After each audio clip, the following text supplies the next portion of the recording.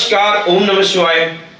आप सभी का स्वागत है गोरजी एजुकेशन के प्लेटफॉर्म पे।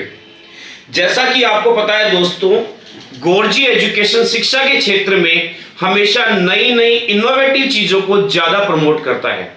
जैसे हमने ज्यादा प्रमोट किया थर्ड आई एक्टिवेशन आज्ञा चक्र को, उसके बाद हमने प्रमोट किया अबेकस जैसे एजुकेशन को, वैदिक मैथ को, क्योंकि आज के समय में मैथमेटिकल प्रॉब्लम, सब बच्चों का मैथ में भय, इनको दूर करने के लिए वैदिक मैथ को हमने मैंडेटरी किया एजुकेशन के साथ साथ। साथ ही रोबोटिक्स, कोडिंग, स्टेम साइंस, ऐसी चीजों को स्कूल शिक्षा के साथ साथ हमने प्रमोट किया, ताकि पेरेंट्स को अनावश्यक रूप से कोचिंग इंस्टीट्यूट में एक्स्ट्रा पैसा ना खर्च करना पड़े और स्कूली एजुकेशन के साथ साथ बच्चों को ये शिक्षा मिल पाए।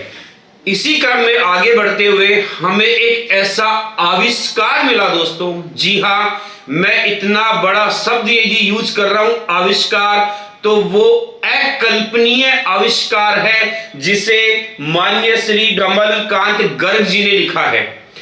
आपका मैं स्वागत करता हूं सर हमारे एजुकेशन प्लेटफॉर्म पे। नमस्कार।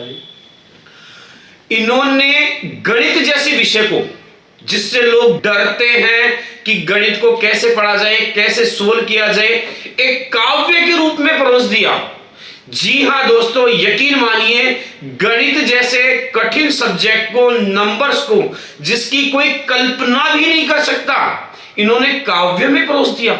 जैसे हम सुबह उठ के हनुमान चालीसा पढ़ते हैं, हम भय मुक्त रहते हैं, तनाव मुक्त रहते हैं, एनर्जेटिकल रहते हैं और हमें कोई टेंशन नहीं रहती, हमें लगता है कि हनुमान जी का आशीर्वाद हमारे साथ है। ऐसे ही गणित को भय मुक्त करने के लिए इनको एक बार विचार आया कि मैथमेटिकल की प्रॉब्लम को दूर करने के लिए गणित को काव्य रूप में परोस दिया जाए।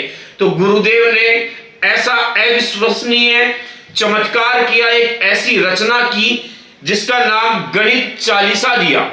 इस गणित चालीसा में दोस्तों मात्र 40 श्लोक हैं। कितने?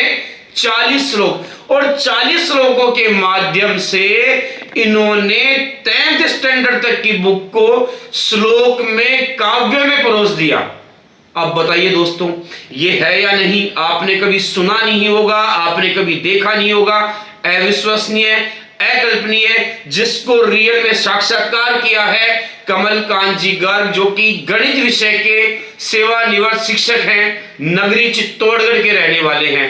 तो आइए आज हम उन्हीं से जानते हैं कि ये गणित चालीसा उन्होंने क्यों लिखी, किस लिए लिखी, इसके पीछे लिखने का कारण क्या था। आइए उन्हीं से जानते हैं। सर, हमें इस गणित चालीसा के बारे में बताइए कि ये काव्य रूप में आपने जो एक अकल्पनीय आविष्कार किया है, इसके पीछे आपका क्या विजन था, क्या मिशन था, और हमारे दर्शकों को आप क्या संदेश देना चाहेंगे हमारे गोरजी एजुकेशन प्लेटफॉर्म के माध्यम से। गणित विषय को मैं ग्रामीण अंचल में पढ़ा रहा था, तब मैंने देखा कि अधिकांश छात्र छात्राएं गणित विषय को लेकर भयभीत रहते थे, उससे वो काफ़ी डरते थे।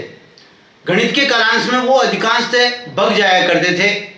गणित का विषय उनको रुचिकर नहीं लगता था।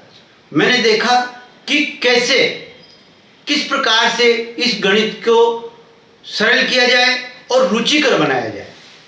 तो मेरे दिमाग में एक काव्य के रूप में गणित को लिखने का विचार आया।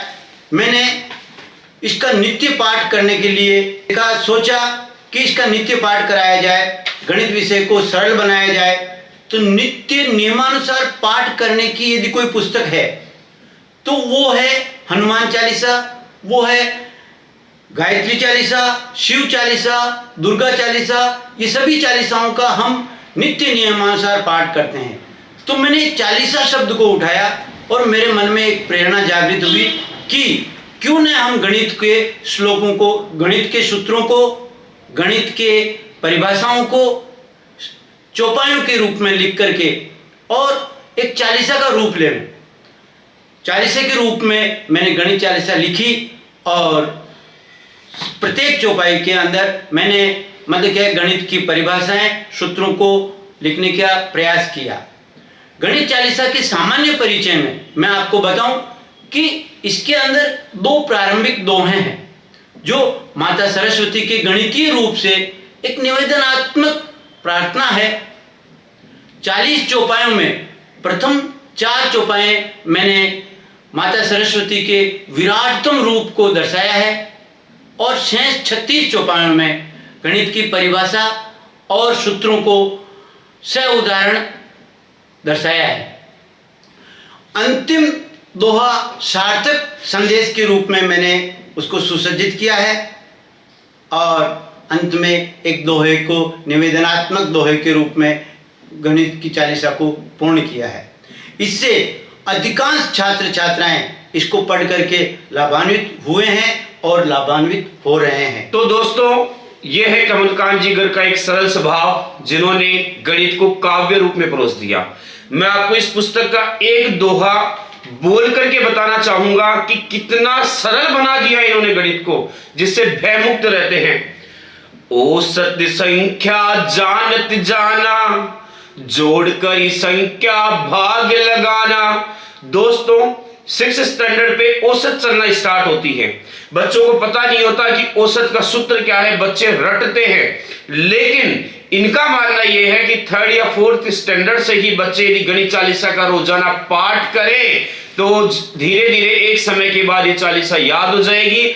और देखिए सूत्र कितना इजी है, औसत संख्या जानत जाना। तो गुरुदेव कहते हैं यदि औसत संख्या जाननी है, जोड़ कर ये संख्या, तो जितनी संख्याएं दी हुई है उनका जोड़ कर दो और संख्याओं को गिन के भाग लगा दो। मतलब औसत बराबर राशियों का योग बटे राशियों की संख्या। देखिए दोस्तों, क्या अविश्वसनीय चमत्कार है हमारे बच्चों को गणित से भयमुक्त करने का। और साथ ही इस नेक्स्ट पेज पे इसका उदाहरण दिया गया है कि कैसे इसको सॉल्व करेंगे। तो जो भी मुझे सुन रहे हैं, यदि वो ये मैथ चालीसा प्राप्त करना चाहते हैं तो आप हमें फोन कर सकते हैं। आपको ये मैथ चालीसा कोरियर के माध्यम से उपलब्ध करा दी जाएगी। और हमारा सौभाग्य है, डॉक्टर कमलकांत जिगर ने गॉर्जी एजुकेशन के साथ में टाई अप किया है कि अब ये बुक आपको मिलेगी तो सिर्फ गॉर्जी एजुकेशन के माध्यम से। धन्यवाद, बहुत बहुत धन्यवाद सर। धन्यवाद।